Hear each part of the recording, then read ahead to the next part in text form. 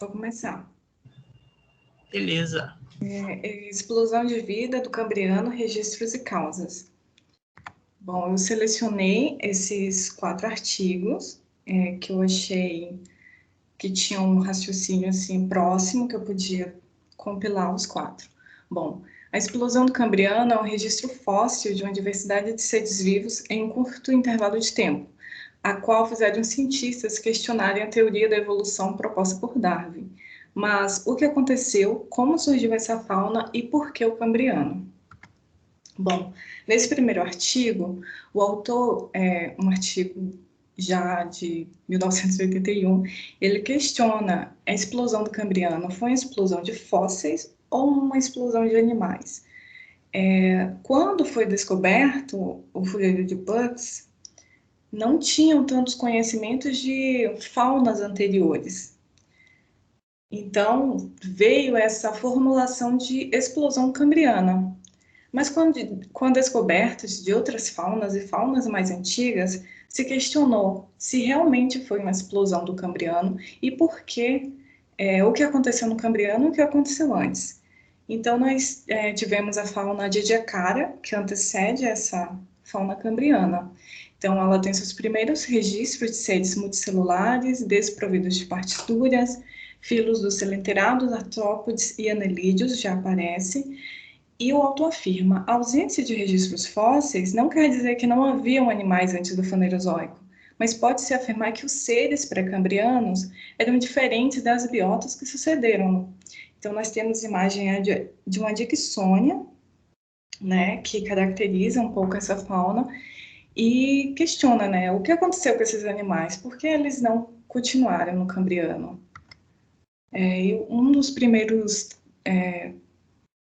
cientistas a pesquisar isso foi esse Sapkowski. Ele fez esse gráfico mostrando essa ascensão de animais no Cambriano. E esse autor, o autor desse artigo, ele volta a questionar, né, que a diversidade animal não teve um aumento suave, exponencial, como proposta no gráfico. Tiveram espécies que evoluíram do meio para o final do Cambriano, e esses aparecimentos são difíceis de explicar por condições fisiológicas e até relações ecológicas que interferem na existência dos seres. Então, não foi algo abrupto que aconteceu. Teve toda a sua substituição, né? Apareceram outros seres, morreram, não foi algo assim, explosão.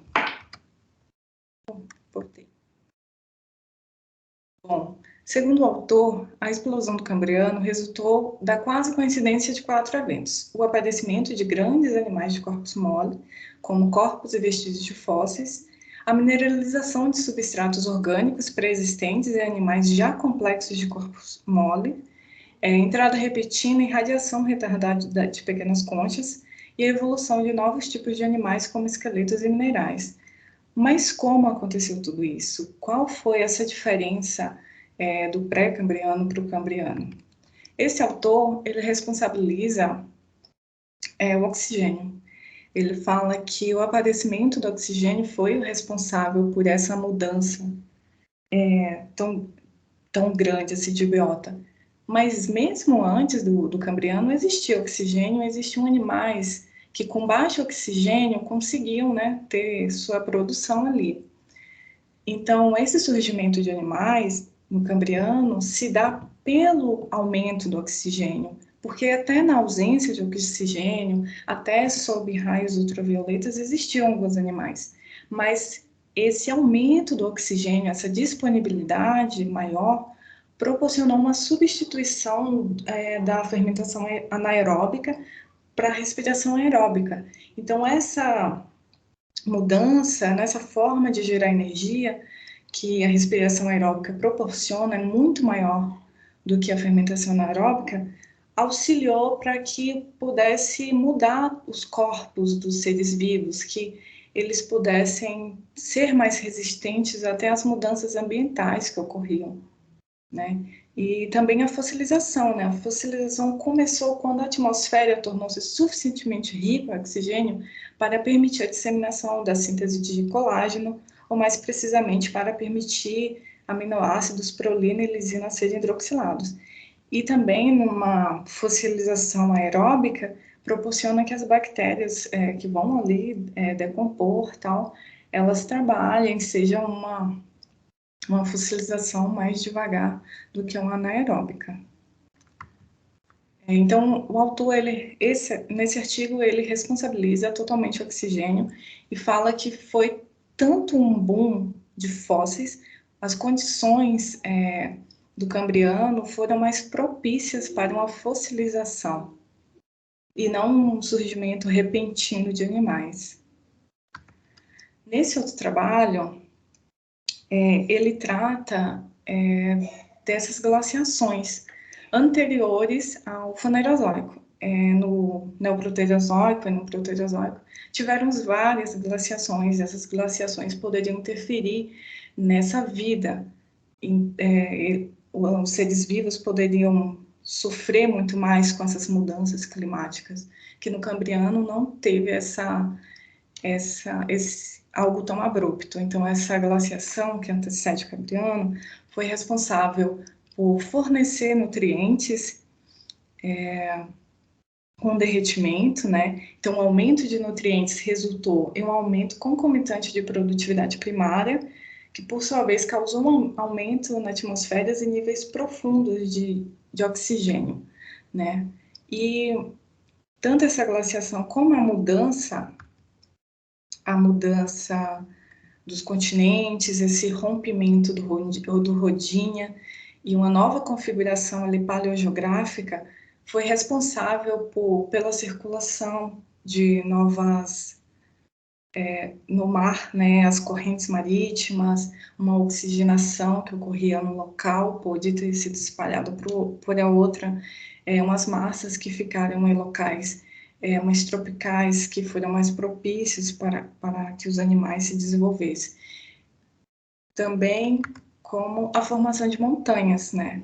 Dados de estrôncio mostram que as montanhas foram responsáveis aí pela disponibilidade de nutrientes que chegaram nessas águas equatoriais, né? Então, os seres dessa época, eles puderam ter uma disponibilidade maior de nutrientes, ajudando assim no metabolismo, toda essa disponibilidade de nutrientes auxiliou em toda a sua evolução, em todo o seu comportamento. Nesse outro trabalho, ele mostra outros fatores, como o genético.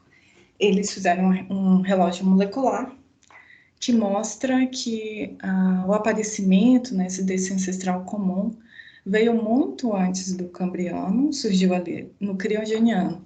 Então, outra razão para o Cambriano ter se diversificado tanto foram diferentes linhagens, né? Você já tinha seres diferentes, então você tem uma variabilidade aí genética, você tem uma variabilidade de comportamento, de nutrição, que auxiliou para que esses seres pudessem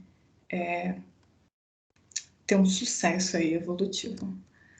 O potencial ambiental, né, a alteração de molibdênio em folheiros pretos, a química do ferro de sedimento de águas profundas e potencialmente outras próteses.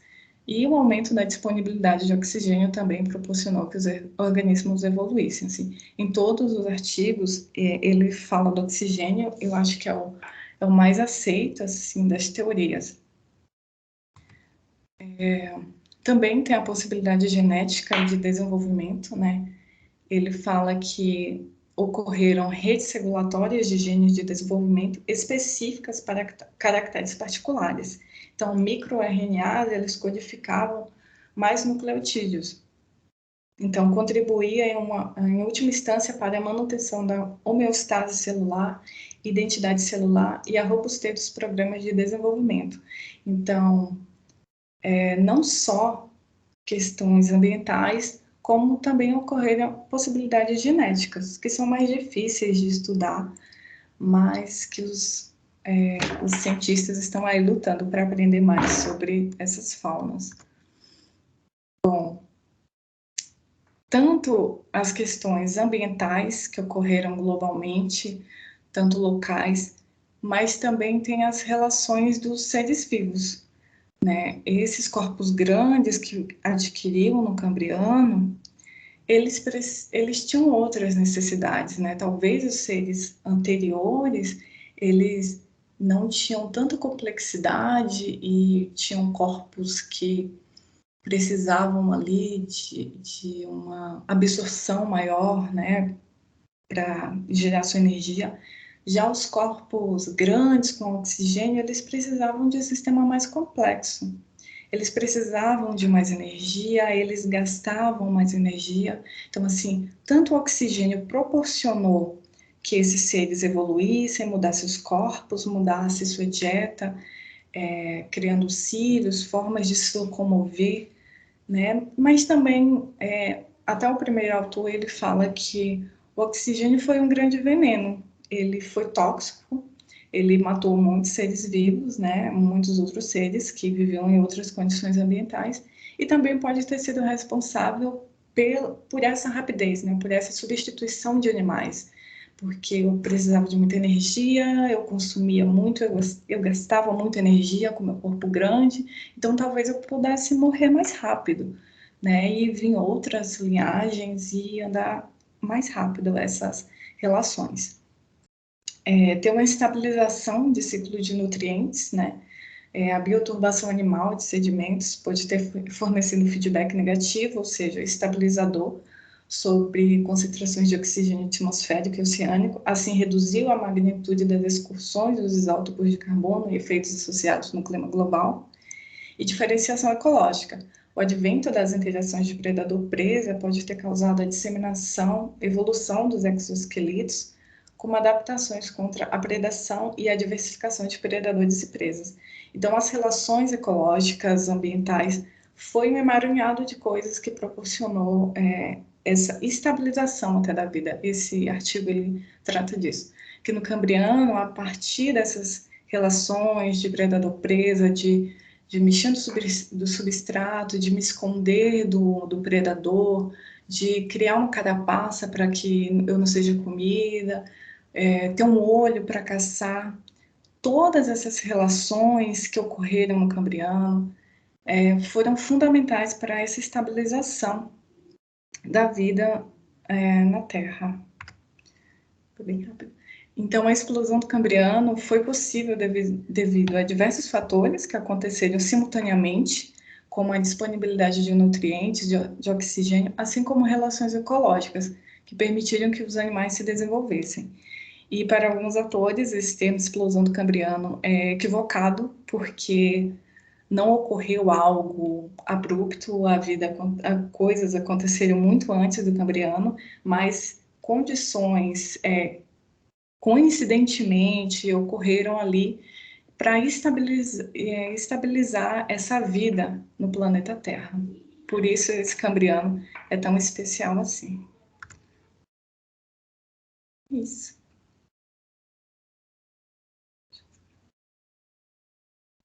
Beleza, Ariane. Muito legal. Vocês têm comentários? Coisa para ela aí?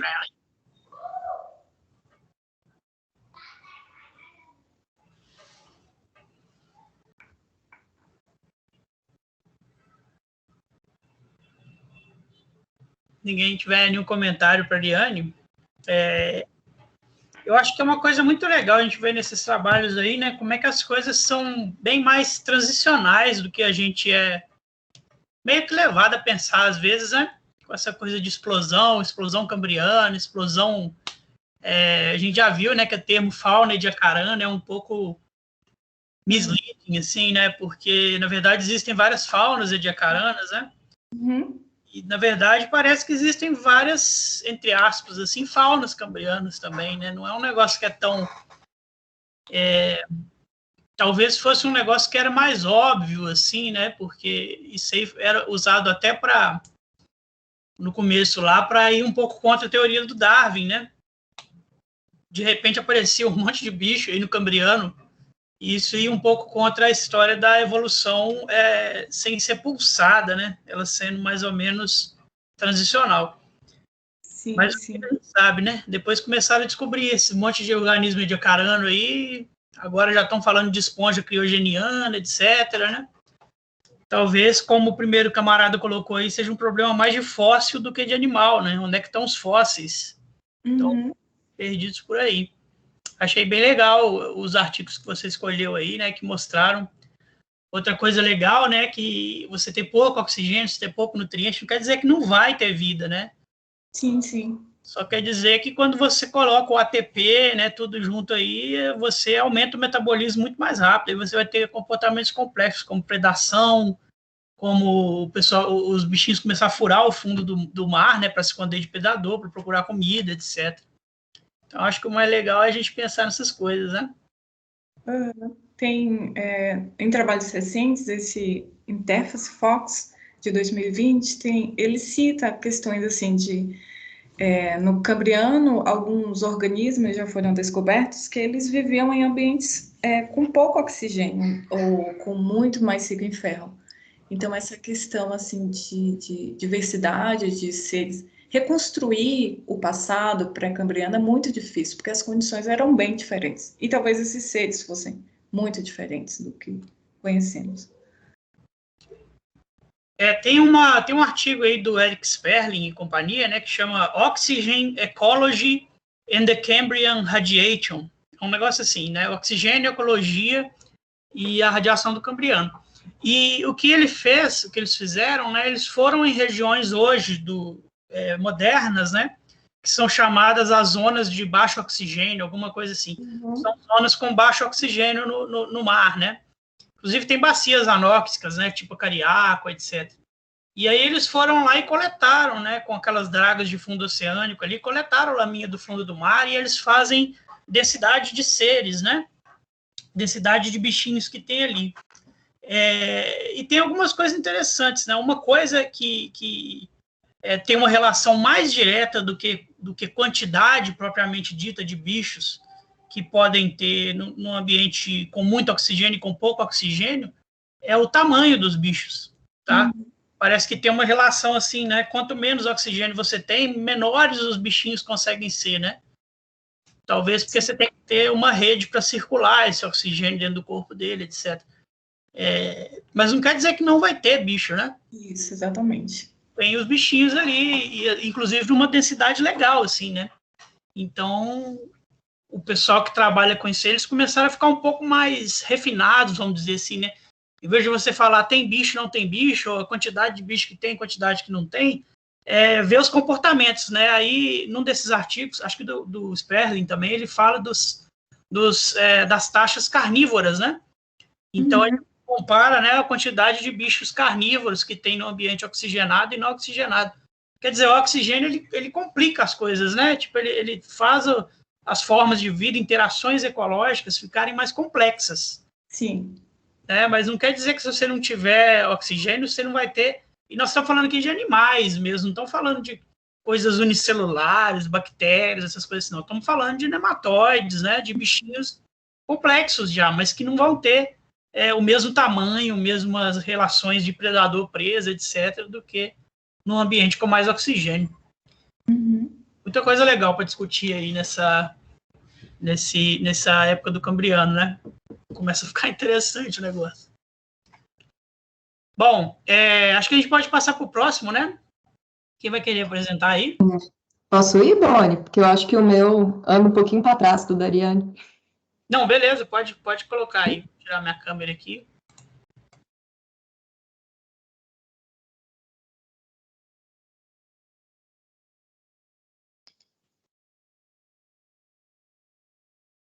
Vocês estão vendo minha tela? Agora eu tô vendo. Meu Deus.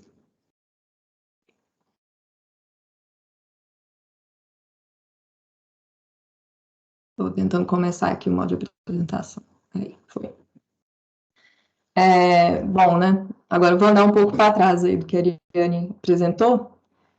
O meu tema foram evidências mais antigas de vida na Terra, evidências diretas e indiretas. Então, as coisas que eu vou apresentar aqui para vocês, primeiro foi esse artigo da Nature, que ele é bem legal, o The Habitat and Nature of Early Life, que ele é um compilado de vários artigos sobre o assunto. Tem bastante informação bacana. Também para complementar algumas informações, trazer algumas figuras, eu usei dois vídeos do PBS EONS que o Boni tinha indicado para a gente. O primeiro falando sobre a busca, né, pelas formas mais antigas de vida, e o outro falando qual que seria o ancestral comum de toda a vida na Terra. Então, para começar a falar, né, das primeiras formas de vida, a gente precisa questionar o que é vida. Então, para esse cara, o Cardinal Newman, crescimento é vida. Não é uma resposta muito completa, mas ela já começa a filtrar um pouco do que pode vir a ser uma possível resposta. A vida é reconhecida por seus atos, e o Schrödinger disse que a vida é desequilíbrio. Então, esse desequilíbrio vai deixar para trás um rastro de isótopos fracionados e de moléculas complexas. A questão central de tudo é em que ponto a gente pode considerar a autocatálise como vida. Agora eu vou passar para falar um pouco do adiano, do ambiente pré-biótico, né? O ambiente que depois foi receber vida, o começo do caminho que a Terra teve para se tornar um planeta habitável. Bom, Vênus, Terra e Marte, todos receberam vapor de água e carbono durante a colisão dos planetesimais. Só que cada um deles, né, acabou tendo um destino muito diferente. Então, em Vênus, houve a fuga de gases do efeito estufa. Inicialmente, Vênus tinha oceanos e uma superfície quente. Porém, a água foi particionada na alta atmosfera, fotonizada, o hidrogênio foi perdido para o espaço e o planeta ficou desidratado, resultando num planeta seco com uma superfície agora em torno de 500 graus Celsius. A Terra também passou por uma perda substancial de hidrogênio para o espaço, só que em menor grau se comparado a Vênus. E hoje a Terra moderna não perde quantidade significativa de água para o espaço.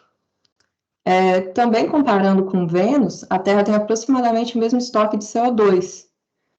Porém, na Terra, esse CO2 está ligado a minerais carbonáticos. E hoje, o que impede, né, que a gente perca hidrogênio para a atmosfera é o topo da troposfera, que está frio e faz com que a água volte para a superfície. Marte tem registro de que houve atividade vulcânica e água. Então, no começo da história, Marte pode ter sido um planeta mais habitável, talvez até mais habitável do que a Terra.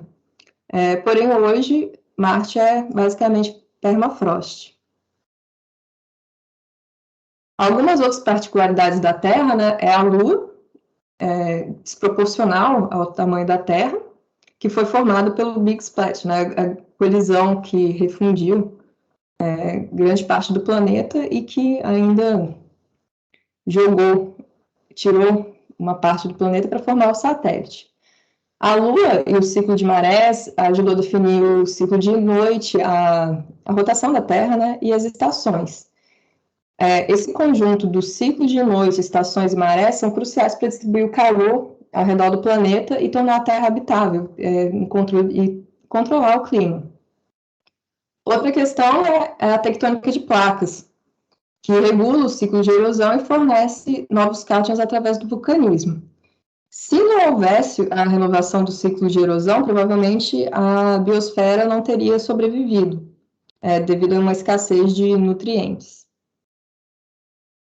Pistas, né, desse período, um exemplo é o gneiss Acasta, que se a gente for espelhar a formação de um gneiss hoje em dia, e a composição do gneiss Acasta com um teor até considerável de sílica, faz a gente pensar se haveria um processo de subducção, e por haver o processo de subducção, se houveram oceanos de água para facilitar esse processo. Agora, uma outra linha em qual planeta a vida começou, que é uma pergunta diferente, né? Antes a gente estava perguntando como a vida começou, agora em qual planeta. Então, ela não responde a primeira, ela joga o problema para o outro lado. Então, eu coloquei aqui até a figura da história da caixinha dos dados, que eu acho que o Boni citou também numa aula, que é encontrar o espaço ideal, a condição ideal. Então, Mercúrio, de cara, é descartado por ser muito extremo. Vênus, por ser um planeta maior, teria menos material ejetado e eventos capazes de ejetar células não danificadas para o espaço. Ou seja, a porrada que Vênus teria que levar para ejetar material seria muito forte. Então, seria muito complicado a célula sobreviver esse impacto inicial, viajar pelo espaço, chegar em outro planeta e ainda sobreviver. Já Marte, como eu falei anteriormente, teve presença de água, teve um ar rico em CO2 devido à atividade vulcânica, então poderia ter surgido alguma coisa em Marte e, se sobreviveu à viagem, chegado na Terra, que havia troca de material entre esses planetas durante o AD ano, pelos bombardeamentos. Então, apesar dessa coisa da panspermia ser muito questionada e considerada até improvável, nesse artigo da Nature, o autor faz uma ressalva, que basta que uma célula sobreviva e chegue num lugar apropriado, que ela vai infestar o planeta todo. Bom, falando agora um pouco do Sol no AD ano, o Sol primitivo, ele era mais fraco, por ser, nos fatores de 1/4 a 1/3 mais fraco. Essa mesma condição, no cenário atual, a gente estaria numa glaciação. Então, é possível que durante o AD ano houvesse uma alternância de condições extremas, de glaciações pelo Sol mais fraco e de calor, principalmente pelos bombardeamentos. Agora, já passando para a parte mesmo da vida, existem algumas linhas, né? Aqui eu vou apresentar duas e depois tem uma terceira. Uma é a do Éden e Ptermófilo, onde haveria um ancestral comum para os domínios Bactéria e Arqueia, que mais tarde dariam origem ao domínio Eucário. E esse ancestral pode ter vivido nos períodos de oceano quente ou em um sistema hidrotermal. Outra linha é a do Noé Ptermófilo, que seriam ambientes desconhecidos, que abrigavam também ptermófilos, mas não somente, que teriam que passar pelo gargalo do impacto. Então, eles teriam que sobreviver bombardeamentos e que haveriam, então, linhagens distintas que originaram os domínios Bactéria e Arqueia. Agora, essa questão do ancestral, né, é o chamado LUCA, que seria o primeiro ancestral comum. A terceira linha, e a mais aceita, por assim dizer, mais consistente, é que haveria uma população inicial de organismos replicantes muito simples, trocando genes, e que o ancestral universal não seria uma célula, mas sim uma comunidade que compartilhava informação. Com a evolução, seriam selecionadas proteínas cada vez mais específicas e eficientes, e a intercambiabilidade de genes iria diminuindo até cessar. Então, quando a gente olha essas árvores, elas já seriam após uma especiação, um avanço da evolução. No começo, em vez de uma árvore, a gente teria um sistema mais parecido com um rio entrelaçado, onde haveria essa intercambiabilidade de genes.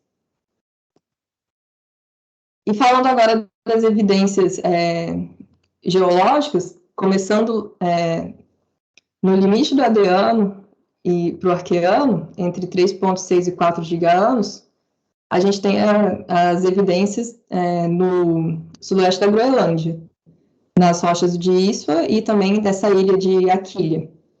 Então, há o registro de ocorrência de carbono leve, inclusão de apatita, e também de glóbulos de grafite minúsculos, que há que sugerem que poderiam ter sido derivados dos primeiros plânctons arqueanos.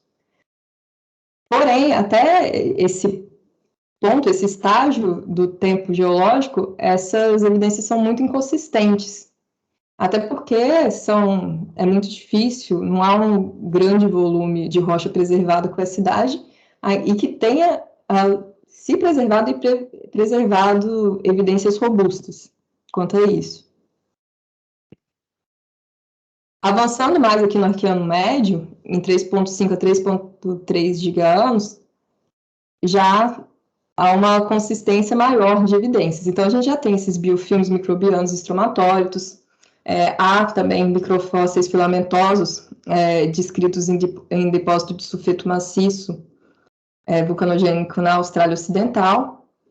Então, aqui já se supõe que haveria vida microbiana presente tanto nas linhas costeiras e também plâncton fotossintético em águas mais profundas, assim como em habitats hidrotermais.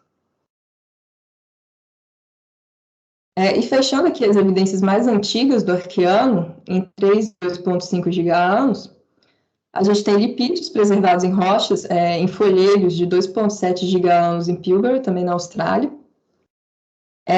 Biomarcadores de hidrocarbonetos característicos de cianobactérias, que implicariam que já estava ocorrendo a fotossíntese oxigenada, aqui nesse estágio. E outros biomarcadores também que são os esteranos, que são derivados de substâncias químicas características de eucariontes. Bom, aqui fechando, marcando, essas são as evidências de vida primitiva que a gente tem mais antigas descritas. Porém, para finalizar, a gente tem que fazer algumas considerações.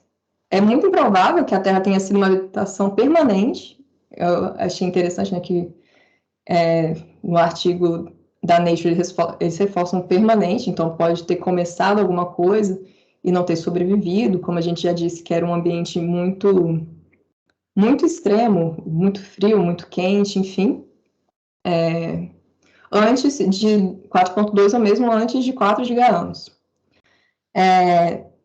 Também, nesse estágio da Terra, exigiria uma fotossíntese anoxigênica.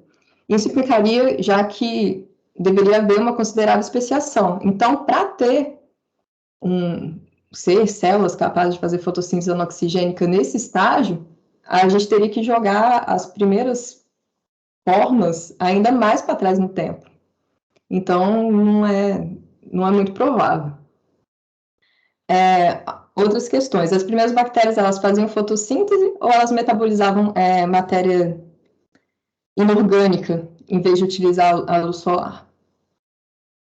E haveriam nichos, não seria eles consideram improvável que um único nicho originaria tudo. Então, haveriam nichos que, inevitavelmente, levariam a divergências evolutivas. E é preciso compreender também esses ambientes. Quais seriam esses oásis? Se fala muito de ambientes hidrotermais, justamente porque eles seriam como se fosse um ninhozinho mesmo. Eles seriam mais...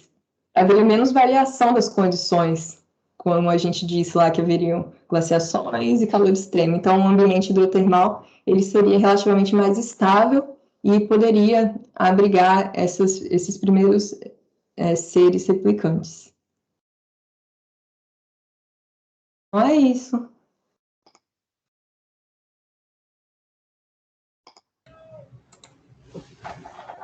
Beleza? Legal essas hipóteses aí de Noé, né, do Éden. O pessoal inventa cada coisa aí. Os nomes são bem legais, porque você vai vendo, eles fazem sentido, né? Tipo, Noé que aconteceu uma catástrofe, ele entrou na arca e escapou. Os nomes são legais, só tem que ficar esperto na hora da divulgação científica, né? Porque vira igual o bóson de Higgs lá, que virou a partícula de Deus. E aí, de repente, sai a notícia aí, os cientistas descobrem a hipótese de Noé. Para até explicar ao pessoal o que é isso aí, vai ser complicado, viu? E aí, pessoal, vocês têm perguntas aí, comentários, discussões sobre a apresentação que a Laura fez? Eu gostei também dos comentários que os caras fazem nos papers, né? Que a vida é desequilíbrio, uma célula só pode contaminar tudo. Os caras são bem poéticos aí nesses Então, essa revisão da Nature é bem poética. Se quiser, eu posso te passar o artigo, que ainda no final, o finzinho dele, ele ainda fala um pouco de criacionismo. Manda pra gente no grupo. Eu não entrei no... Eu vou colocar aqui na pastinha do Teams. Eu não entrei nesse mérito, né? Porque fugia do escopo, mas... Não, foi legal, eu gostei. É muito aí em cima do que a gente estava falando mesmo, né? Achar as rochas mais antigas para procurar fóssil nelas ainda é difícil, né? Mas às vezes com esses esteranos, com essas coisas aí, né? Que são as evidências, vamos dizer, como se fosse trabalho de detetive mesmo, né? As pistas que eles deixaram para trás aí. Pode ser interpretado dessa forma. Beleza, pessoal? Se ninguém quiser comentar nada, a gente passa para o próximo aí.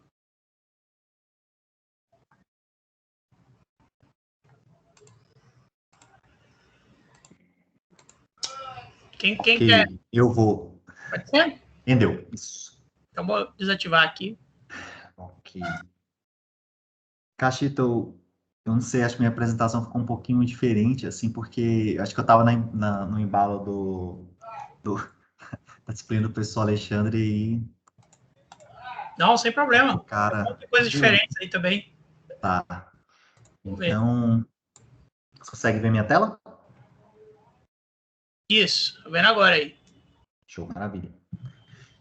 Então, gente, meu nome é Endel Miller, faço doutorado na Unicamp. Vamos lá, o tema que eu peguei é um tema que eu não tenho tanta intimidade, então eu quis explorar mais, assim, as coisas básicas, digamos assim, numa plain language. Então, o tema que sobrou para eu pegar foi o paleomagnetismo e reconstruções paleogeográficas. Eu vou começando falando um pouquinho das premissas básicas, né, como que o método funciona, né, como essa técnica funciona e como ela é aplicada, as ambiguidades oriundas da técnica em si, as reconstruções, como elas estão acontecendo e algumas curiosidades que linka aí um pouco com o que a gente tem visto com o professor Fabrício. Então, começando, são premissas básicas, né, que é um sumário, ambiguidades, né, a curva de deriva polar aparente, critérios para reconstrução paleogeográficas e paleomagnetismo anômalo do Ediacarano Cambriano, tá?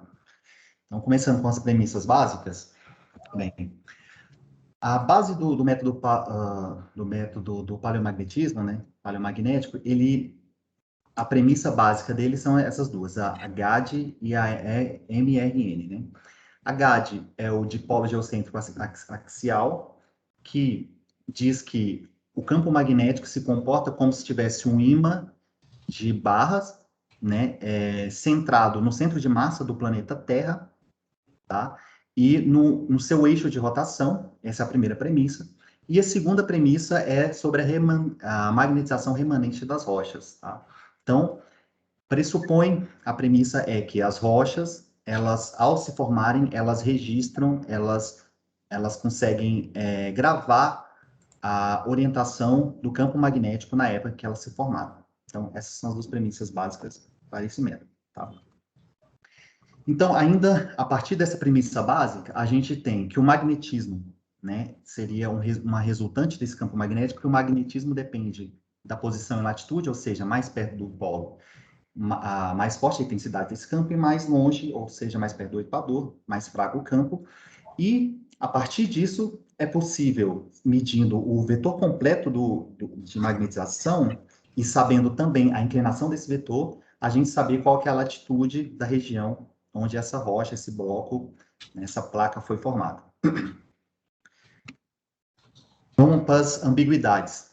Eu quis colocar isso aqui porque, geralmente, quem trabalha com a geologia mais de campo, né, fica um buraco de ligação entre acreditar ou não, sabe, ter, assim, uma confiança nos dados de geofísica, porque acha que é muito aberto, muito interpretativo, etc. Então, a ideia também é dar umas bases, assim, para todo mundo pensar o método, igual eu estou pensando agora, porque eu descobri várias coisas interessantes.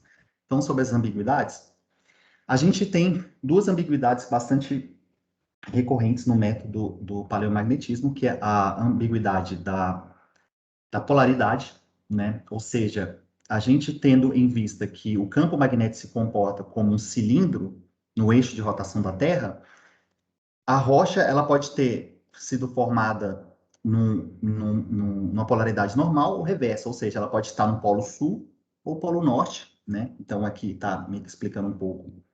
Aqui duas posições possíveis para esses polos, né? E também a gente tem essa outra ambiguidade, que é a ambiguidade longitudinal, ou seja, um polo geomagnético, ele caminha, né, a possibilidade dele caminhar também ao longo da longitude. Então, aqui a gente tem um caso por Craton São Francisco, Congo, né, de 925 milhões de anos, em que eles tentam colocar aqui, fazer um encaixe, né, do Craton com esses bloquinhos aqui, a Laurente e a Báltica, e as posições possíveis de encaixe, né? Isso para o arranjo dos blocos do globo. Então, o método paleomagnético, ele tem essa premissa. Ele coloca os blocos e começa a fazer aí o quebra-cabeça, digamos assim. Essa maneira que eu coloquei parece uma coisa extremamente solta, né, e aberta. Mas aí eu vou voltar agora, vamos fazer os constraints do método e vou para a curva de deriva polar aparente. Então, essa curva de deriva polar aparente, no método, a premissa dela é que um polo geomagnético de uma placa, ele, teoricamente, ele caminha de acordo com que a placa caminha. Então, ao se arranjar vários polos geomagnéticos, né, conectados, né, de uma mesma região, teoricamente, essa placa, ao caminhar, ela também leva seu polo geomagnético, né, equivalente. Então, aqui é um exemplo dessa placa se movendo para cá e esse polo dela também se moveu. Então, com isso, a gente consegue traçar caminhos e fazer caminhos equivalentes entre duas porções de dois blocos diferentes, duas porções de terras diferentes, certo? A fim de poder achar o melhor encaixe entre as duas. Então, aqui, um exemplo entre essa curva de deriva polar aparente para a tentativa do encaixe entre a Eurásia e a América do Norte. Tá? Vamos agora para os critérios de reconstrução. Então, a gente já uma ferramenta, né, a curva de deriva polar aparente, e a outra agora são os critérios de reconstrução e até de proposição para as reconstruções paleogeográficas. Tá? Então, vamos lá. Os critérios de construção mais clássicos, né, eles levam em conta aquilo que a gente, basicamente, é a nossa escola da geologia, né, que são as relações descritivas, digamos assim. Então, as linhas de costa, o encaixe das linhas de costa, né, são métodos, assim, históricos propostos por Wegener e Detuat, né, a partir da observação do Pangeia. Então, o encaixe das linhas de costa.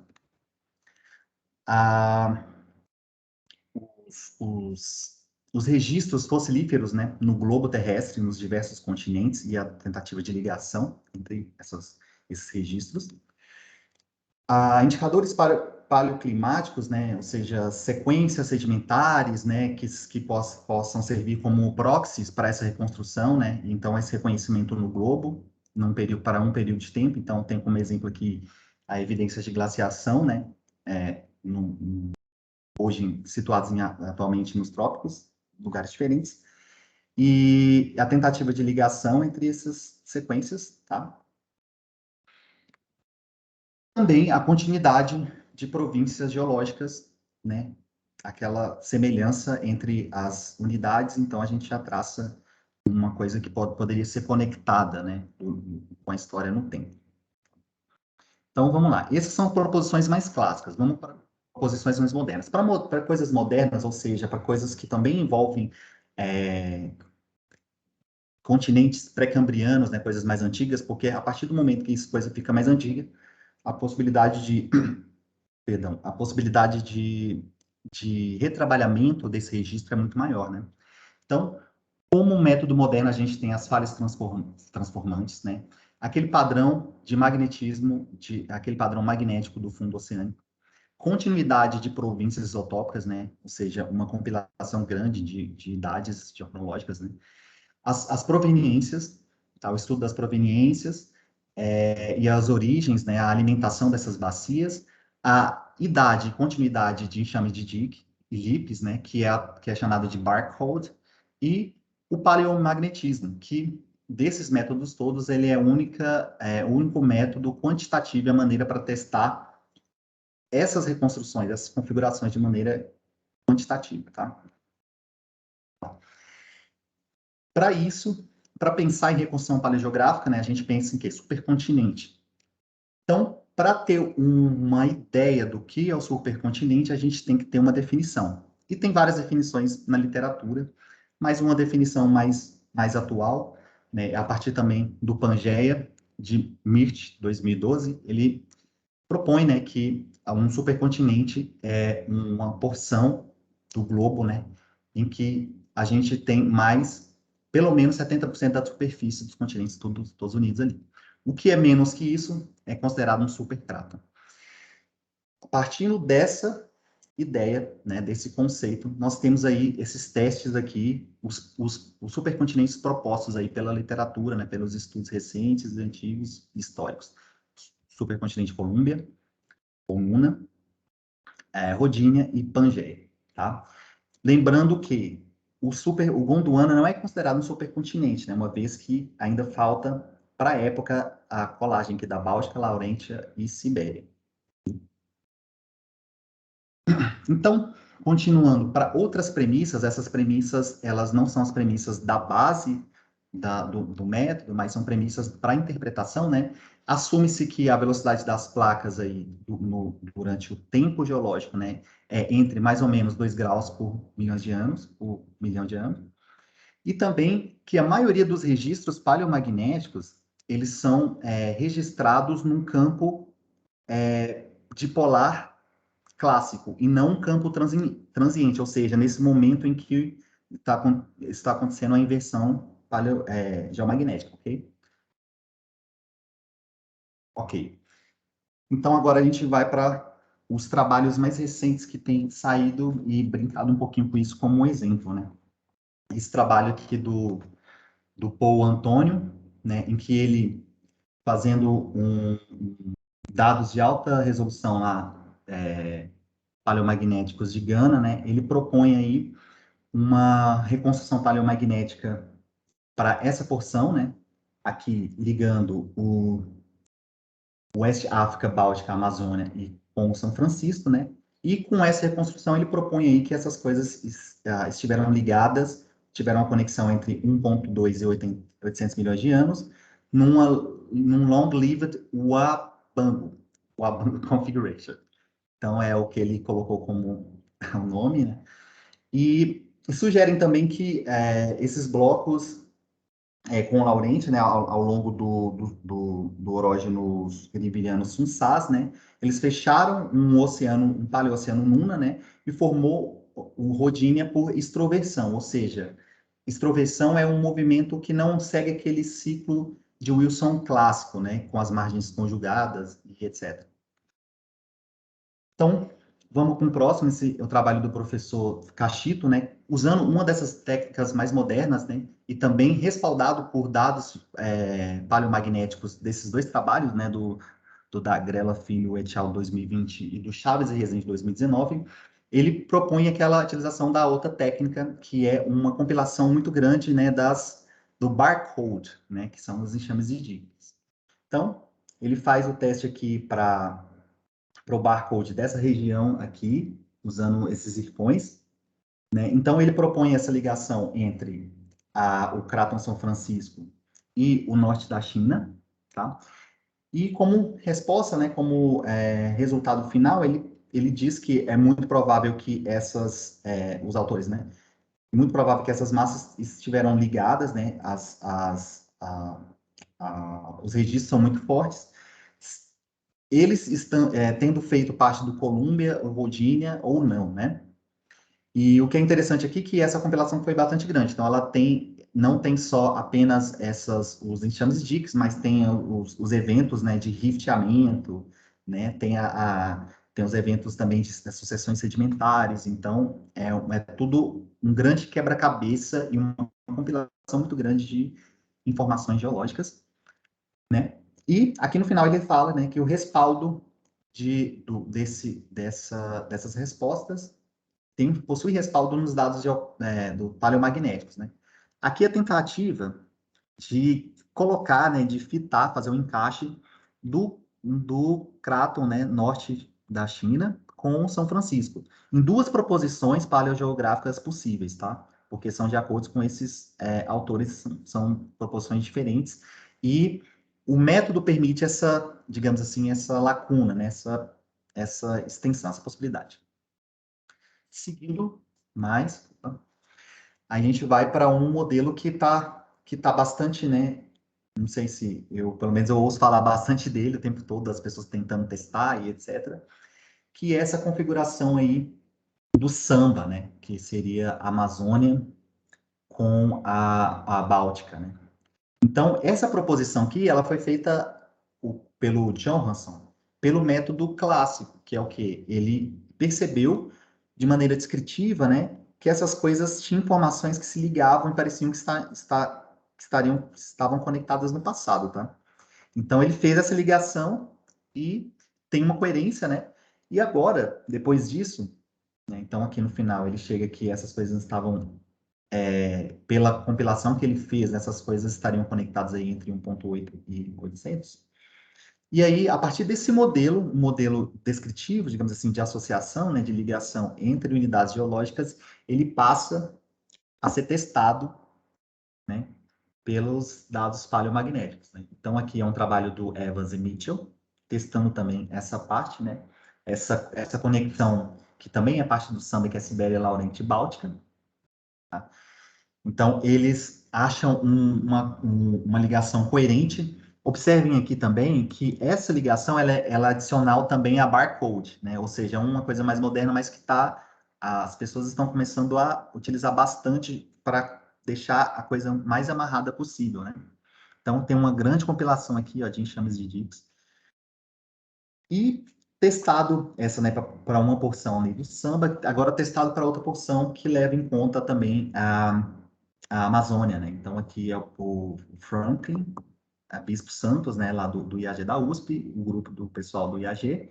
Então, ele propôs aqui, fez a sua reconstrução, pegou os dados paleomagnéticos lá da região de Mucajaí, né, complexo no Crato Amazônico, e achou coerência entre esses dados, né, para uma posição aí, uma união da Báltica e Laurente aí entre 1.7 e 1.6 giga-anos aí no núcleo do paleocontinente Colômbia. Então, aqui também ele fala sobre essa vida longa do samba, né, da conexão do samba.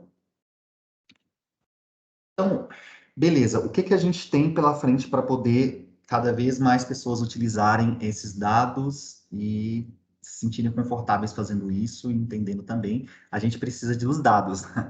Então, a gente observa aqui que para a Amazônia, em vários períodos, a gente não tem esses dados. Então, fica bem complicado a gente colocar esses modelos nos testes paleomagnéticos, ok? Então, a gente tem aqui para vários... A gente tem lacunas aqui, ó, também por Congo, São Francisco, né? Tem lacunas temporais aqui também para a parte da Guiana, por Guaporé, olha, bastante vazio, né? Rio de la Plata, então... E esses dados, além de, assim, não ter a ausência, né? Também tem a questão da qualidade dos dados. Esses diamantes maiores são dados de melhor qualidade e os menores são de menor qualidade, né? Por quê? Porque esses dados, eles precisam obedecer uma série de critérios para que eles sejam taxados como válidos, tá? Com isso aqui, proposto por Van der Voort, 1990, né? Então, precisa ter, para a rocha coletada, uma idade bem determinada, a amostragem adequada, né? Uma quantidade grande, suficiente de amostragem. O laboratório, né? As etapas da metodologia ela tem que ser bem desenvolvida para ter a demagnetização desses vetores, né? Para poder fazer a aquisição. Controle estrutural, coerência geológica, etc. E, por fim, a gente vai chegando aqui digamos assim, numa coisa curiosa que é esse paleomagnetismo anômalo aí do Ediacaran Cambriano, né? Que é um período que a gente sabe, né, que é um período bastante diferente da história do planeta e foi legal também descobrir que também no paleomagnetismo tem coisas estranhas e anômalas demais. Então, por que essa transição de Ediacaran-Cambriano ela é considerada anômala, né? Porque, primeiramente, né, a quantidade de taxas de reversão, né, por milhão de anos, né, mais de 10 reversões por milhão de anos, o que não é padrão dentro do campo geomagnético e para outros períodos de tempo, né? Então, a gente tem esse trabalho aqui que discute essas coisas. Uma taxa de movimentação de placa muito grande, né? A gente viu, eu apresentei anteriormente, que a gente usa como padrão mais ou menos 2 graus, né, por milhão de anos, e aqui as taxas de movimentação superiores a 10 graus por milhão de anos. Então, aqui tem um trabalho do Mitchell também, colaboradores. A gente tem uma intensidade do campo geomagnético muito baixa, né? Então, esse trabalho aqui da Nature, do Bono e colaboradores, 2019, ele atribui um pouco a formação de um núcleo interior jovem, né? Que impactou essa intensidade geomagnética, etc.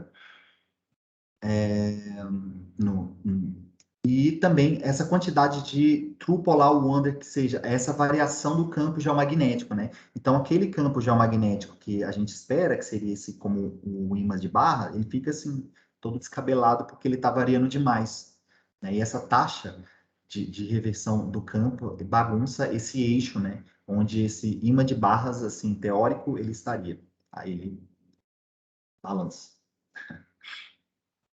Então, por fim, o que outros dados, outra ideia que o paleomagnetismo pode nos trazer também, pensando, né, na reconstrução de paleogeografia, é pistas sobre a origem, o início da tectônica de placas, né? Então, esse trabalho aqui recente, que é de 2020, do Brenner, né, eles fazem um trabalho no Craton Pilbara, se não me engano, Pilbara exato, lá na Austrália, né? Eles possuem alguns polos, então eles vão fazendo esse trabalho, fazendo um trabalho bastante sistemático para traçar esses polos e os caminhos, e eles descobrem que essa movimentação que eles possuem para esses polos paleomagnéticos, para esse cráton, já poderiam sugerir aí uma tectônica de placas no Arqueano, né? Ou seja, que 3,2 giga-anos aí na transição paleo-mesoarquiano.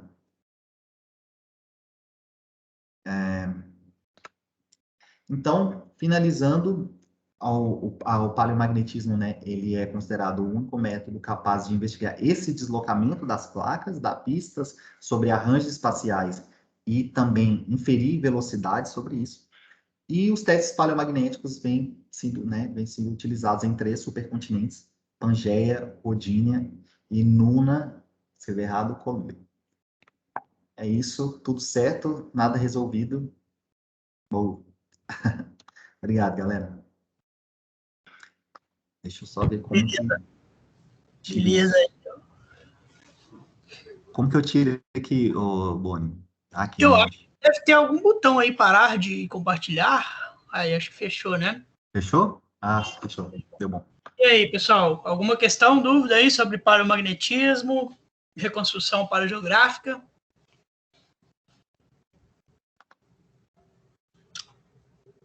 É legal a gente ter essas apresentações mais didáticas, assim, vamos dizer, né? De livro-texto, porque, infelizmente, tem muita gente que se confunde nos métodos, né? Eu acho que uma das coisas mais legais aí para reconstruir paleocontinente, essas coisas, é usar os aparentes polar wonder junto, né? Você ter 2 blocos que você consegue seguir eles no espaço e no tempo, né? Tem polos em várias idades. Que às vezes as pessoas acham que você foi lá e fez um polo, né? E isso já te dá uma informação assim absoluta que o seu continente vai estar naquela, né? Exatamente. E isso não é tão simples, porque ele está te dando uma informação de paleolatitude, né? Exato. E não de paleolongitude. E além dele estar te dando uma informação de paleolatitude, ainda é uma informação que você pode colocar aquele bloco tanto no hemisfério sul como no norte, né? Então, é uma informação assim, vamos dizer, é um ponto de informação, né? Você precisa ter outros pontos de informação para poder comparar. Exatamente, assim, eu achei interessante fazer a pesquisa, até porque eu escutava muito assim, não, porque é ambíguo demais, por causa do Polo Sul, do Polo Norte e da longitude, mas não é só isso, né? Existe toda uma bagagem ali, toda uma restrição com as coisas, né? Um encaixe e tal. Normalmente, quando as pessoas falam assim, é ambíguo demais, ou não serve para nada, ou não sei o que, é porque não entende o método, né? Então, a mesma coisa que acontece com a idade samarino-neodímico, essas coisas, a pessoa não entende para que ela está fazendo aquilo ali, né? O que ele te dá de informação real, né? Então, uma coisa que é uma loucura total, né? Vocês viram aí a quantidade de reconstruções possíveis para um continente proterozoico. Essa da samba é uma das que eu mais gosto. Até por causa que o nome que o cara arrumou é legal, né? South America, Báltica. Massa demais. E é completamente diferente das outras reconstruções de Rodínia, por exemplo, né? Do Hoffman 91, das outras que colocam a Amazônia coladinha com a América do Norte lá, ao contrário dessa aí, né? E todas essas opções, como você bem falou aí no artigo nosso lá, a gente mostrou, são duas opções completamente possíveis, né, e não excludentes. Então, eu desconfio muito quando chega alguém falando assim, não, apareceu um dado paleomagnético novo que prova que esse continente tinha, sabe, essa coisa tinha que ser continental, esse continente tinha que ser... Porque não é assim, cara, você tem que, né, juntar todas essas peças de informação para...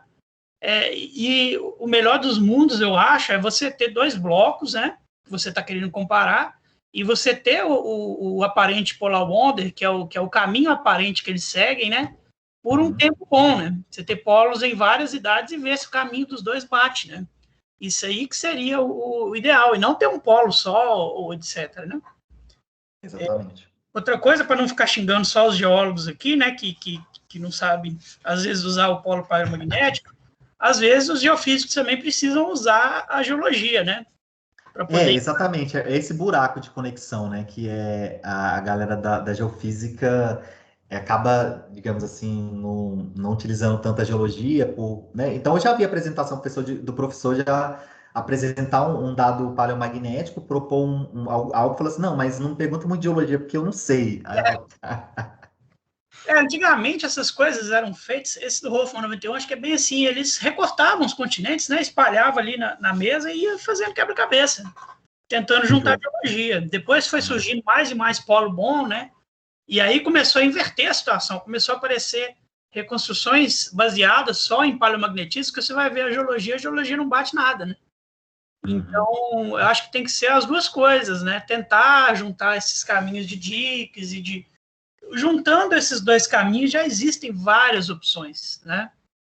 Exatamente. Um horógeno, igual o cara juntou aí os horógenos de 1.2, 1.3, 1.4, né? Da Amazônia, né?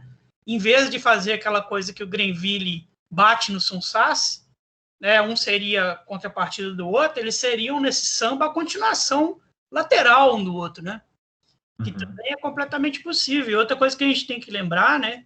Às vezes as pessoas falam, mas lá na América do Norte, o Grenville é de alto grau e o Sunsas é de baixo grau, ou vice-versa, mas a gente tem que lembrar que existe uma erosão diferencial também, né? Às vezes a gente está olhando para pedaços de orógenos que você está olhando uma porção mais profunda de um lado e do outro lado é uma porção que foi menos erodida, né? Então, existem ainda movimentos verticais e tudo que complicam toda a situação, né? Não é tão simples. Por isso, quanto mais evidência você conseguir juntar, é melhor, né? Exatamente. Bom, ainda tem essa questão aí, né, que todo mundo pensa, todo mundo não, né, mas digamos assim que seja um senso comum, né, que o campo magnético se comporta belezinha por todo o tempo geológico, né, e você consegue fazer esse tipo de coisa no tempo todo, mas e esses períodos aí de bagunça total, né, que a coisa fica toda descabelada, os polos já não é mais um polo no Polo Sul, um polo no Polo Norte, né? Você pode ter vários polos, na verdade. E aí as suas magnetistas vão ficar doidonas, né? Então, não dá para pegar e bater direto.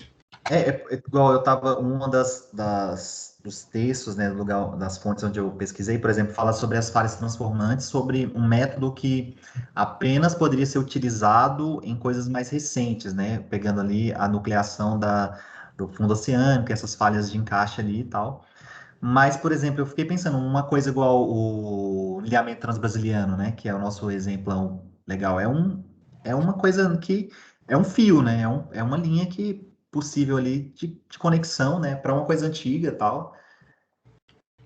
Para ligar de um lado ao outro lá, né? Exato. Etc. Dá para tentar fazer isso nas grandes estruturas geológicas e tal.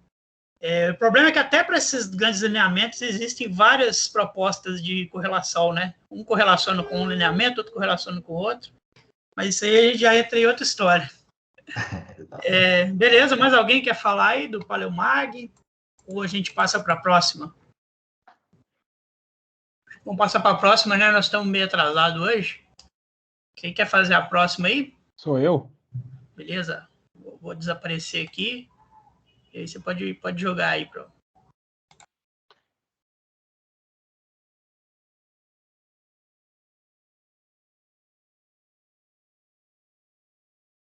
Tá aparecendo a apresentação aí? Tá aparecendo aqui.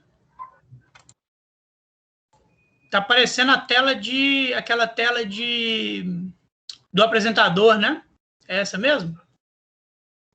Aí, deixa eu ver. Aí, agora foi. Melhorou? Beleza. Ô, pessoal, boa noite.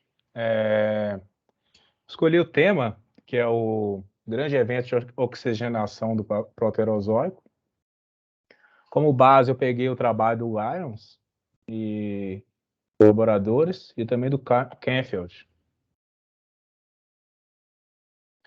O Aeroproterozoico, ele abrange um intervalo de 2,5 bilhões de anos até 542 bilhões de anos. O Aeroproterozoico ele é subdividido em 3 subéons. O éon Paleoproterozoico, que estende de 2,5 bilhões de anos a 1,6 bilhões de anos. O éon Mesoproterozoico, que estende de 1,6 a 1 bilhão de anos.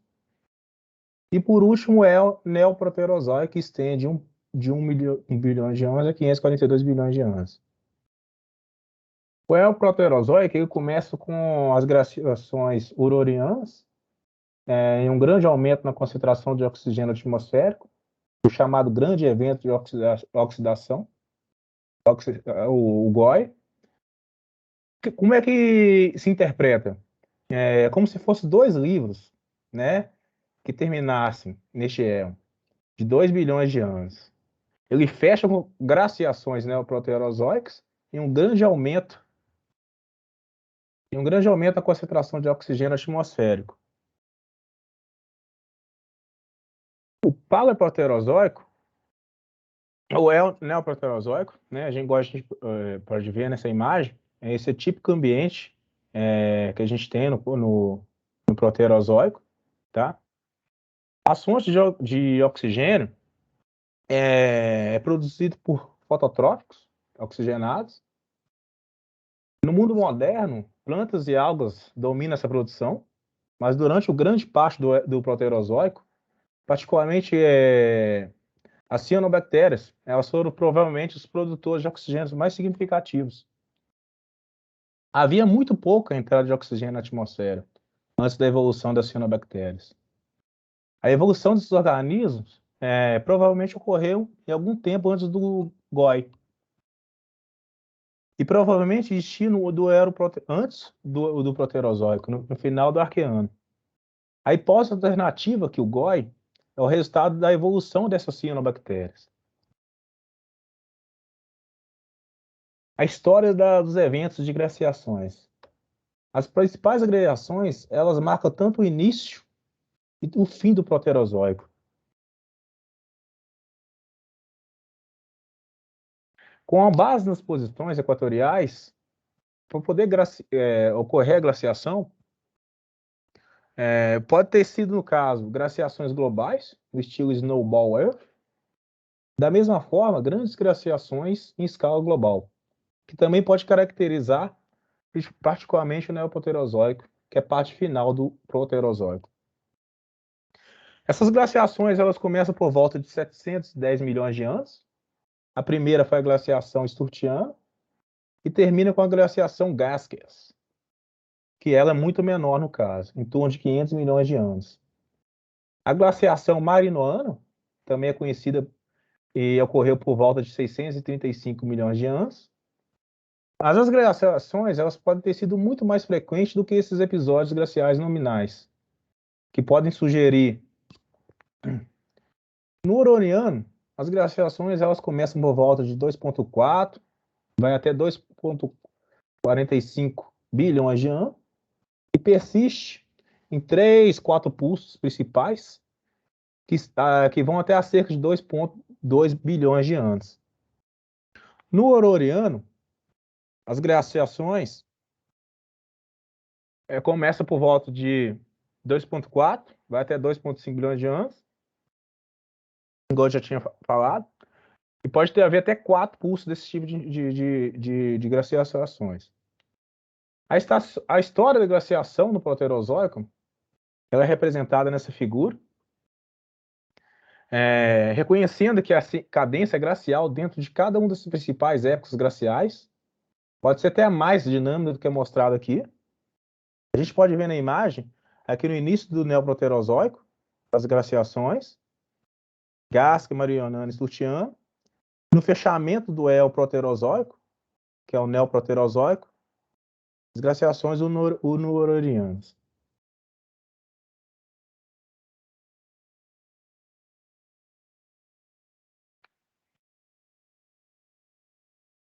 A evidência isotópica para carbono orgânico, pirita e enterro de enxofre. Uma vez que os enterros de carbono e enxofre, elas representam as importantes fontes de oxigênio para o ambiente superficial, os isótopos de carbono e enxofre, tradicionalmente, eles têm sido usados como benchmarks. O que seria isso? Seriam as referências na reconstrução da história da oxigenação atmosférica. O carbono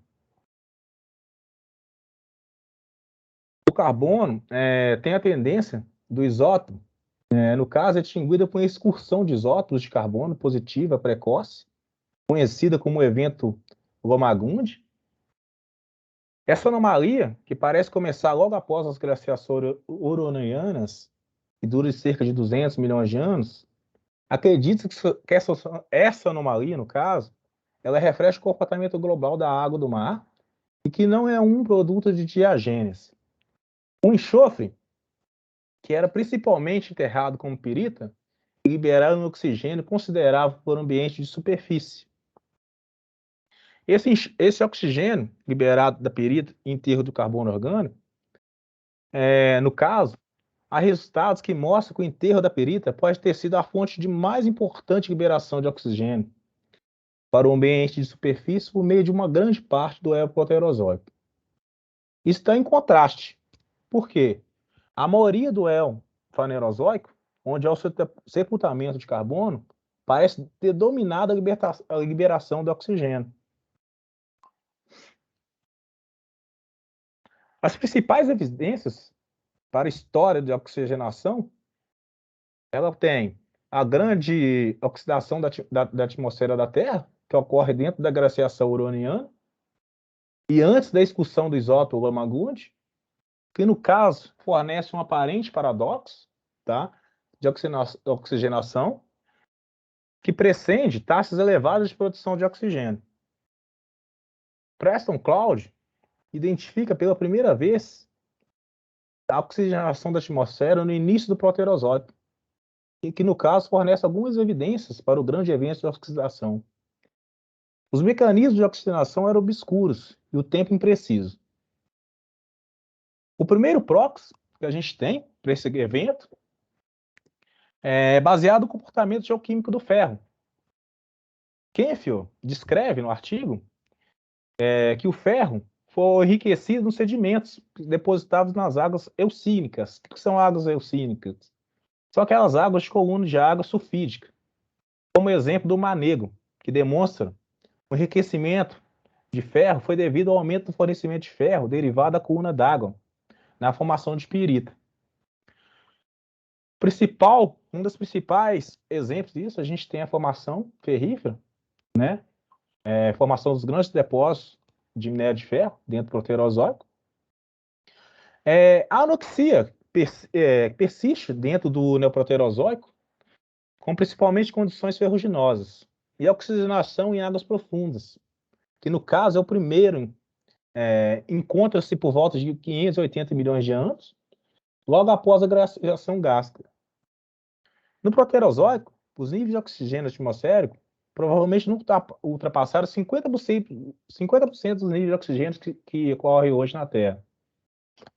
A história desse oxigênio ela pode ser contada antes do GOI e pré-GOI. O GOI é datado de cerca de 2,32 bilhões de anos. E no caso, os níveis de oxigênio atmosférico eles estavam baixos.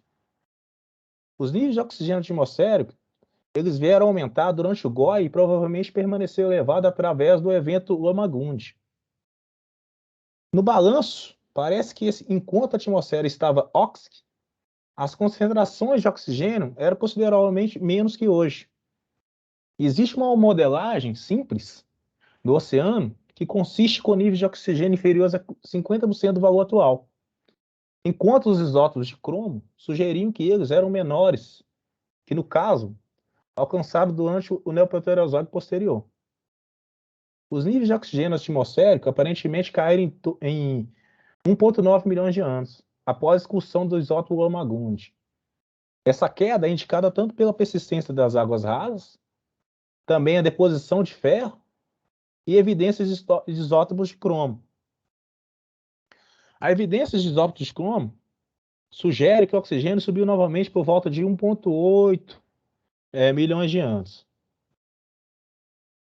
Nessa imagem, a gente vê a evolução, e no caso, a concentração de oxigênio atmosférico ao longo do ano protoproterozoico. Os controles de oxigênio, que no caso são processos que provavelmente controlaram as concentrações de oxigênio durante diferentes épocas dentro do Proterozoico. O pregói. O pregói, as cianobactérias produtoras de oxigênio, elas evoluem pelo ciclo do Eoproterozoico, e provavelmente muito antes, apoiado por uma variedade de biomarcadores geoquímicos e orgânicos. Já dentro do pós-GOI, em torno de 1,8 milhões de anos, inaugura-se um aumento dramático de níveis de oxigênio na atmosfera e uma curiosa mudança de tempo, que no caso é seguido pela exclusão do isótopo 13 de carbono positivo do Loma-Gund. Há um pensamento original que diz que o evento Loma-Gund foi responsável para o GOI. Mas como é que pode ter acontecido isso com o melhor namoro? Segundo os autores, está claro que a excursão não poderia ser responsável por o GOI. Valores relativamente altos provavelmente ajudaram a manter níveis elevados de oxigênio imediatamente após o GOI. Nesse gráfico, a gente pode ver os dois pontos negros que representam soluções para alto e baixo valores para o constante de decaimento, que representam a desaceleração dos processos conduzidos pelo manto. A gama de soluções adequadas para o ponto de demanda de hidrogênio, ela excede a oferta de hidrogênio e deve ser vista com o tempo entre esses dois pontos pretos.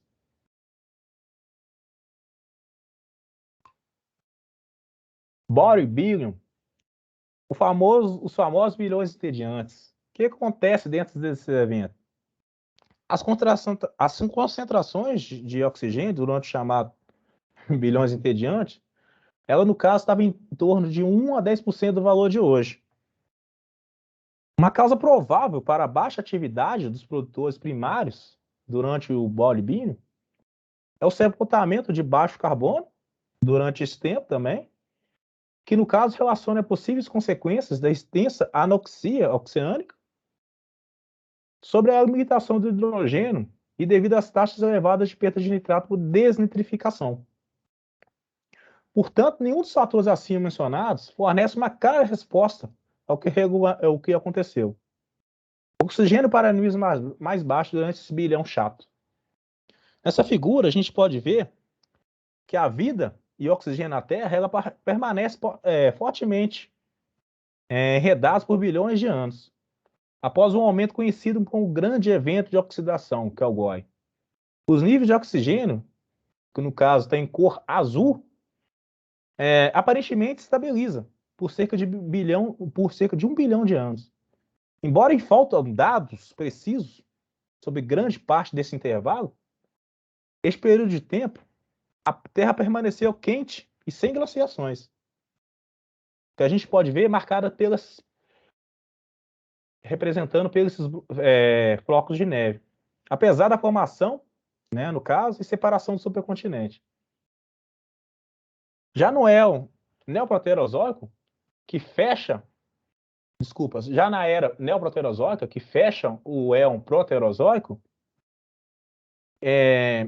a representatividade, né, do capítulo dessa história, que no caso o oxigênio durante o proterozoico, este intervalo de tempo é especialmente intrigante. Por quê? Ao contrário do período anterior, ele estava repleto de turbulência, né? Experimentou várias glaciações, alguns deles possivelmente globais em extensão, como de bem grandes discussões de isótopos de carbono, que no caso indica uma dinâmica do ciclo de carbono próximo ao final do surgimento dos animais. E que no caso, eles vêm com grande mobilidade, tá?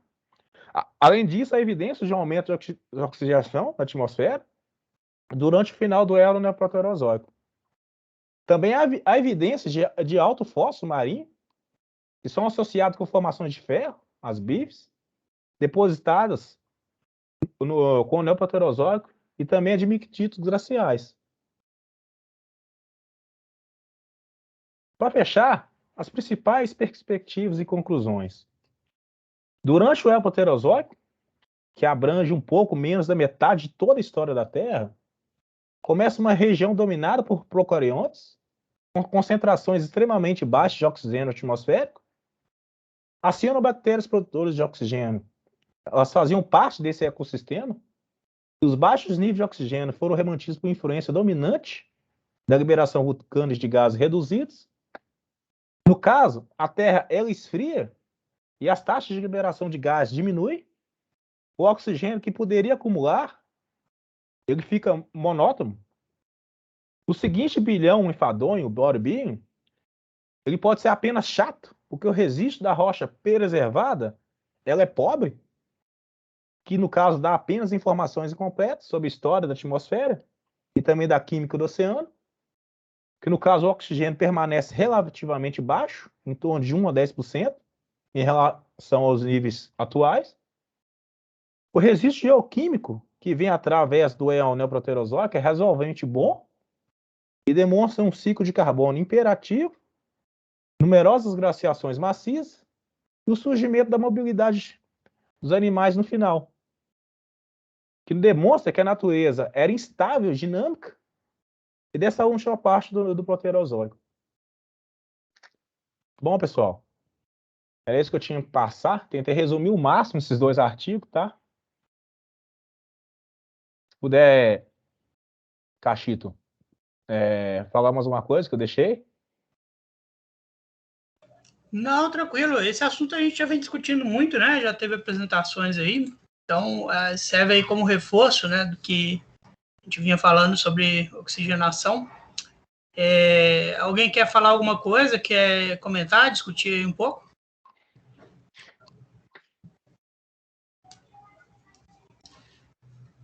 Deixa eu dar uma olhada aqui, porque já são 8 horas.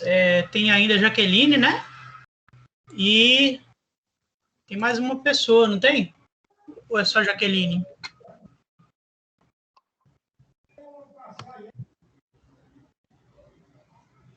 Tá por aí ainda, Jaqueline? Deixa eu ver aqui o número de pessoas, para a gente não terminar muito tarde também. Oi, eu posso apresentar agora. Pode ser? Pode. Então tá, vou passar aqui para não ficar muito tarde, que já são 8 horas já, né? Vou fazer. Quem quiser discutir mais os trabalhos aí, pode ser pelo chat, pelo WhatsApp aqui também, beleza? Passa aqui.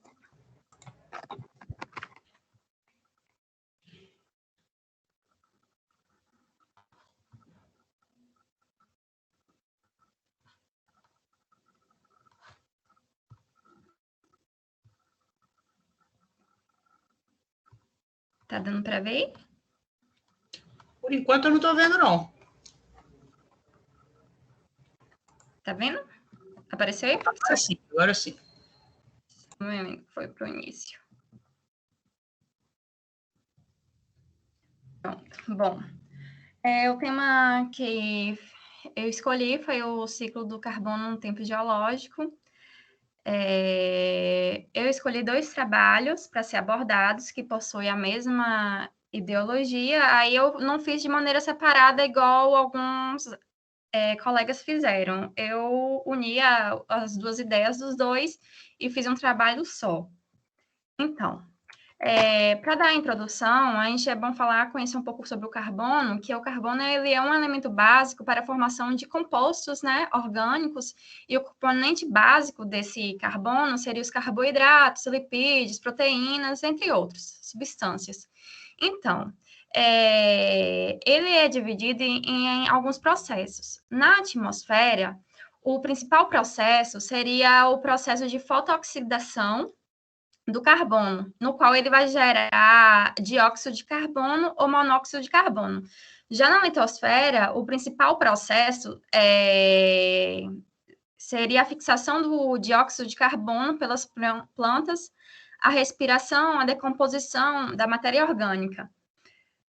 Então, o carbono ele flui entre cada reservatório em uma troca chamada de ciclo de carbono, que tem componentes lentos e rápidos, que eu vou abordar um pouquinho rapidinho mais na frente. Então, qualquer mudança no ciclo do carbono, que retira o carbono de um reservatório, ele coloca mais carbono em outros reservatórios. Então, as mudanças que colocam gases de carbono na atmosfera, eles resultam na temperatura mais alta na Terra. Então, aqui eu coloquei um diagrama do primeiro trabalho, no qual ele mostra o diagrama rápido do ciclo do carbono no movimento da Terra, no oceano e na atmosfera. Nesse diagrama, a gente pode perceber que esses números em amarelo são o fluxo do carbono naturais. Já em vermelho são contribuições humanas. E esses números em brancos indicam o carbono armazenado. A gente pode observar que o carbono armazenado em rocha, em reservatórios, em fósseis, em reservatórios sedimentares, de um número bastante considerado, né? Esses números, eles são representados em gigatoneladas de carbono por ano. Então, pronto. O ciclo do carbono, ele parece manter um equilíbrio que volta todo o carbono da Terra na atmosfera, mantendo a temperatura. Então, ou seja, inteiramente nas rochas. Esse equilíbrio, ele ajuda a manter a temperatura da Terra relativamente estável, como um termostato. Então, esse termostato, ele funciona há centenas de milhares de anos como parte do ciclo lento do carbono. Então, isso significa que por períodos de tempos mais curtos, no qual a gente pode dizer em dezenas a 100 mil anos, a temperatura da Terra ela pode variar. E sim, assim, de fato, a Terra ela oscila entre eras glaciais e períodos interglaciais, mais quentes na escala do tempo. Então, um autor ele aborda que parte do ciclo do carbono, eles podem até amplificar essas mudanças de temperatura de curto prazo. Aqui, né, a gente pode representado por um gráfico, para melhor visualização, da relação entre a queda de temperatura e a formação de mantos quentes. O autor, ele visa que na idade de 50 milhões de anos, o que ocorreu nessa época, que a gente pode observar aqui no gráfico, que tem um pico, que esse pico foi quando ocorreu a elevação do Himalaia, que foi inicialmente há 50 milhões de anos, no qual ele redefiniu o termostato da Terra ao fornecer uma grande fonte de rocha fresca para puxar mais carbono por meio do ciclo lento, por meio do qual a gente pode se caracterizar pelo interperismo químico. Então, o que ocorreu logo depois? Ocorreu uma queda de temperatura resultante à formação dos mantos de gelo, no qual mudaram a proporção entre oxigênio pesado e leve do oceano profundo. Então, em escala de tempos muito longos, o movimento das placas tectônicas e as mudanças na taxa de vazamento de carbono do interior da Terra, elas podem alterar a temperatura do termostato, como já foi abordado um pouquinho mais acima. Logo, a Terra ela passou por uma mudança nos últimos 50 milhões de anos, desde os climas extremamente quentes do Cretáceo e os climas glaciais do Pleistoceno. Então, vamos, como eu tinha dito, abordar um pouquinho sobre as características, de forma rápida, do ciclo lento de carbono e o ciclo rápido de carbono. Como é do nosso interesse, da parte da geologia, seria mais o ciclo rápido do carbono. Aí o ciclo lento, desculpe. Então, a maior quantidade de carbono na Terra, ela está armazenada em rochas sedimentares na crosta terrestre. É produzido nas rochas. E com o passar do tempo geológico, com o endurecimento de lama em xisto, é produzido por partículas de carbonato de cálcio nas conchas e ossos de organismos marinhos. Então, após ocorrer a precipitação, a água no solo promove o escoamento do carbono e a água em contato com a pedra promove o intemperismo do carbono inorgânico, permitindo que os carbonatos entrem na hidrosfera. Então, o que o autor abordou também, que o carbono inserido no oceano, por difusão simples, assume muitas formas inorgânicas, incluindo dióxido de carbono dissolvido como carbonato e bicarbonato. Também existem compostos orgânicos de organismos marinhos e seus derivados, como concha, aqui como mostra aqui a figura ao lado, que é uma concha, e esqueletos podem ser representados como fósseis. Já nos rios, o carbono do solo ele é transportado para os oceanos na forma de carbono dissolvido em partículas orgânicas. Já o vento também ele transporta, o autor abordou, com pequenas partículas orgânicas do continente para o oceano. Então, os sedimentos enterrados na matéria vegetal morta foram comprimidos por outras materiais, que se transformarão em rochas sedimentares. Então, o que pode dizer desse trecho? Que ao longo de milhões de anos, este carbono é convertido em combustíveis fósseis, como gás, que pode dizer, como gás natural, petróleo, carvão. A maioria deles está na forma de carbonatos, como calcário com origem biológica direta. Esse carbono ele não é lançado na atmosfera na forma de dióxido de carbono para reciclagem, mas deve ser extraído por meio de exposição a processos geológicos, queimado ou extraído naturalmente. Já o ciclo rápido de carbono, o ciclo rápido de carbono, ele é feito basicamente com a fotossíntese das plantas e fitoplânctons, que são os principais componentes desse ciclo. Aqui a gente foi exibido lá no artigo, um gráfico no qual mostra a comparação entre as diferentes estações do ano, no qual a gente pode observar que entre julho e setembro ocorreu uma baixa no fluxo de carbono. Isso ocorre por conta da estação do ano, que em julho, entre agosto, por aí, ocorre essa estação de primavera e verão. E no qual o carbono, ele é sensível, esse ciclo rápido de carbono, ele é sensível a mudanças de estações. Aqui podemos ver, nesse diagrama, nessa figura, que representa a produtividade primária da terra verde e nos oceanos durante agosto e dezembro.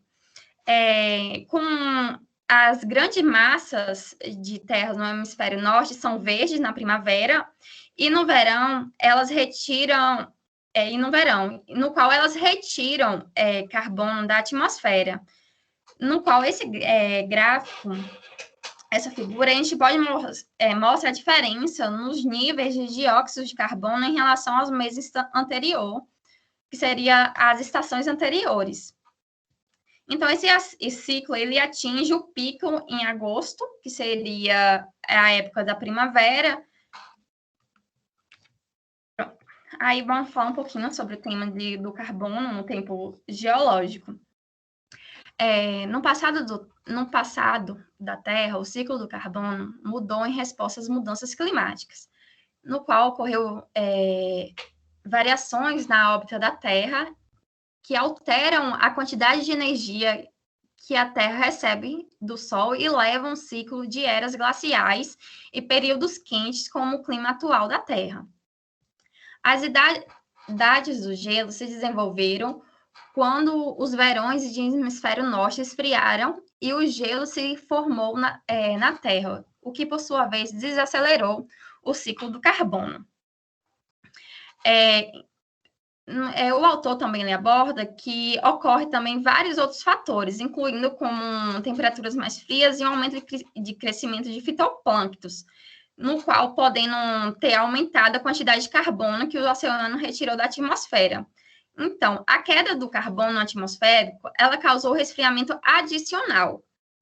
Da mesma forma que no final da idade do gelo, há 10 mil anos atrás, o dióxido de carbono na atmosfera ela aumentou dramaticamente com o aumento da temperatura. Nesse gráfico, a gente pode observar os níveis de carbono na atmosfera correspondendo intimamente à temperatura nos últimos 800 anos. Então, os níveis embora essas mudanças de temperatura tenham sido provocadas por variações na órbita da Terra, o aumento das temperaturas globais liberou carbono na atmosfera, que, por sua vez, aqueceu a Terra. Então, o planeta ele formou-se por uma lenta acumulação de partículas sólidas e frias de todos os tamanhos procedentes de detritos e restos solares. Então, o autor ele aborda que a Terra formou-se sem uma atmosfera. Então, de acordo com teorias modernas, o planeta ele formou-se por uma lenta acumulação de partículas sólidas e frias de diferentes tamanhos. Então, com o passar do tempo, o calor liberado pelos processos radioativos e pela sedimentação de elementos mais pesados para o centro da Terra elevou a temperatura da Terra primitiva. Então, os elementos que constituíram a atmosfera e oceanos iniciais foram expelidos do interior da crosta terrestre, acumulando-se lentamente até constituir a água e o ar. Então, quando a vida ainda não tinha nem aparecido, existiam no ar apenas traços de oxigênio e molécula. A atmosfera era composta principalmente por CO2 e vapor d'água, que eram expelidos pela intensa atividade vulcânica. Só posteriormente, com o aparecimento das primeiras plantas verdes capazes de fazer fotossíntese, que o oxigênio livre surgiu. Então, nas fases iniciais da formação da Terra, as concentrações de gás carbônico na atmosfera eram muito altas, decorrentes principalmente das grandes intensidades das erupções vulcânicas. Então, o gás carbônico ele começou a decrescer em quantidade na atmosfera quando transformado em depósitos de calcário pelas águas marinhas. Então, este processo de decréscimo do carbono, ele teve duas fases. Há 600 milhões de anos, com a proliferação de protozoários calcários, e, posteriormente, há 350 milhões de anos, pela proliferação de quase não sai. Pteridófitas. Isso, desculpe. Obrigada, professor. Então, porém, no meio do período Cretáceo, que foi há mais de 100 milhões de anos, na época dos dinossauros, a concentração de carbono, deixa eu ver, na atmosfera ainda era muito alta. Então, ocorreu do que nos dias atuais. Então, ocorreu uma forte redução vulcanismo, ela teria provocado uma sensível baixa nos níveis de CO2 na atmosfera e uma aproximação aos níveis atuais. Mas, nos últimos 200 anos,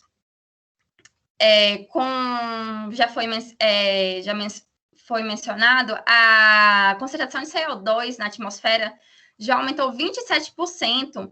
Esse aumento foi ocorrido quando esse gráfico aborda, quando ocorreu a Revolução Industrial, que o uso descontrolado de combustíveis fósseis, queimadas, e entre outros, ocorreu o aumento do dióxido de carbono na atmosfera. Nisso, alterações climáticas implicam na mudança no atual equilíbrio ambiental estabelecido no planeta. Mais especificamente, o aumento dessas concentrações de CO2 devido a queimadas e ao aumento descontrolado de combustíveis fósseis, como foi dito, e supostamente ele prejudica o equilíbrio estabelecido entre os oceanos e biosferas, que fazem suas trocas de carbono através da atmosfera. Então, foi essa referência que foi usada para montar o projeto. E obrigada. Beleza. Vocês querem fazer alguma pergunta aí para a Jaqueline sobre o ciclo do carbono? Eu interrompi, professor? Acho. Foi. Os grandes source and sinks aí dos carbonos, né? É bem interessante o assunto. Volta lá na química. A gente tem muita coisa que a gente tem que estar voltando lá no segundo grau, né? Os artigos abordaram muita coisa de química, aí eu dei uma enxugada para pegar uma parte mais da geologia mesmo, mas é bem interessante. Eu mesmo sou formada agora em engenharia de petróleo, estudei bastante química, para mim legal. Mas eu acho que é legal, né, que a gente está... Porque acaba que a gente passa 5 anos aí, ou mais, né, estudando uma ciência bem... A gente vai afunilando, né, e é legal a gente voltar nesses conceitos lá atrás e tratar eles de forma mais detalhada, né? Sim, claro. Bom, eu acho que tinha mais uma pessoa para apresentar hoje, mas eu não sei bem se tá... Eu acho que eram 6, estava lá marcado 6 pessoas. Sim, tem mais alguém que vai apresentar ou... Professor, era eu, só que aí eu troquei para semana que vem, que eu tinha marcado 2 vezes. Deixa eu dar uma olhada aqui. Então, na semana que vem, a gente vai ter Débora, não é isso? Débora, Felipe, Isso. Johnny. Tá bom. Aí, Diogo, né? Depois o Johnny. Júlia e... Quem é essa última pessoa aqui? Eu também, Mariana. Tá, beleza. Tá bom. Aí a semana que vem é na quinta ou é na sexta? Que aí na planilha tá a sexta, né? A gente não chegou a mudar, eu não cheguei a mudar na planilha, mas é tudo na quinta, tá bom? Tá, 6 horas. A semana que vem é 6 horas. 6 horas mesmo, pra gente ver se consegue terminar. Eu vou ver se consigo mudar aqui na planilha para 9/11. Não, beleza. Quem não conseguir mudar, na hora que for abrir a planilha, tem que colocar lá, abrir com o apps do Google, né? Aí você consegue... Mas tudo bem, agora já a gente parte para a última aí, porque o semestre acaba dia 12 também, então a gente não pode passar disso, beleza? Tranquilo. Então tá, pessoal. Semana que vem, então, beleza?